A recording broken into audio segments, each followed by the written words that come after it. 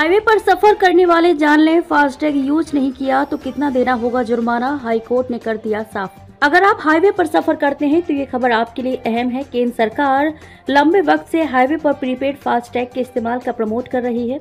गाड़ी पर फास्टैग नहीं होने पर दोगुनी रकम वसूली जाती है। इसे लेकर एक जनहित याचिका बॉम्बे हाई कोर्ट में भी आई। इस याचिका में कहा गया कि जो लोग ज्यादा पढ़े लिखे नहीं हैं वो फास्टैग कैसे इस्तेमाल करेंगे। ऐसे में टोल पर कम से कम एक बूथ बिना फास्टैग वाला भी होना चाहिए। ऐसे लोगों के मौलिक अधिकार का हनन बताते हुए याचिका लगाई गई थी। इस पर अहम फैसला देते हुए हाईकोर्ट के चीफ जस्टिस ने साफ कर दिया कि लोगों को हर हाल में अपने वाहनों पर फास्टैग लगवाना ही होगा।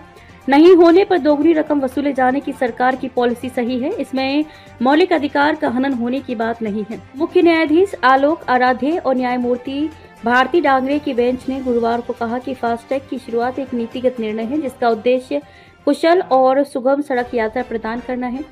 2014 में शुरू की गई फास्टैग प्रणाली बनी रहेगी। कोर्ट ने माना कि national highway authority of India यानी कि NHAI द्वारा लागू किए जा रहे केंद्र के नीतिगत फैसले में हस्तक्षेप करने का कोई न्यायिक औचित्य नहीं है।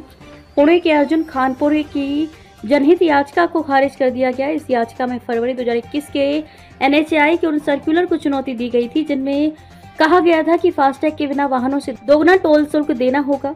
नकद भुगतान की अनुमति देने के लिए कम से कम एक लेन को हाइब्रिड रखने का आग्रह किया था। तर्क दिया गया कि उचित बुनियादी ढांचे की कमी के कारण फास्टैग का कार्यान्वयन विफल रहा है, जिससे यात्रियों को कठिनाई हो रही है। उन्होंने कहा कि ऐसे लोग हो सकते हैं जिन्हें अभी तक तकनीक की आदत नहीं है और उनसे दोगुना टोल टैक्स लेना मनमाना अवैध है और उनके स्वतंत्र रूप से घूमने के मौलिक अधिकार पर प्रतिकूल प्रभाव पड़ेगा।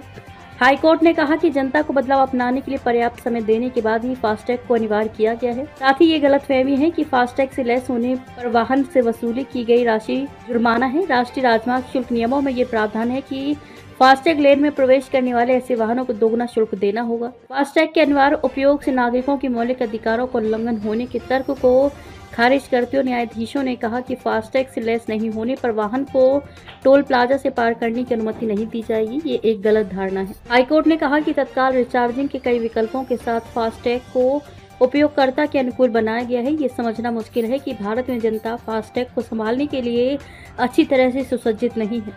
वर्तमान में इस देश में शायद ही कोई व्यक्ति हो, खासकर मुंबई और पुणे जैसे शहरों में, जो मोबाइल फोन का उपयोग नहीं करता हो। यह अपेक्षा नहीं है कि व्यक्ति को फास्टैग के उपयोग के लिए पूरी तरह से तकनीक प्रेमी होना चाहिए, क्योंकि यह एक सरल प्रक्रिया है जिसे ऑफलाइन भी किया जा सकता है।